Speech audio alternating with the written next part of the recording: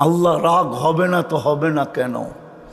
আমি যদি আল্লাহকে আরো প্রশ্ন করি উল্টা, যে আল্লাহ অঙ্গীকার তো অনেক ছিল, কোরআন হাদিস দেখলে দেখা যায় আপনি আমাদেরকে অনেক ভালোবাসেন, ১.৫ লক্ষ উম্মতকে আর কতটুকু বাসলেন?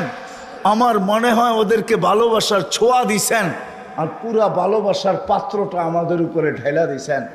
এত ভালোবাসার পরেও, অঙ্গীকারের পরেও আল্লাহ অঙ্গীকার করছে। অঙ্গীকার আমাদের নবীজির সাথে অঙ্গীকার আছে যে লা আতরুকু উম্মাতাকা ওয়াহদা, আপনার উম্মতকে আমি একা একই ছাড়ব না।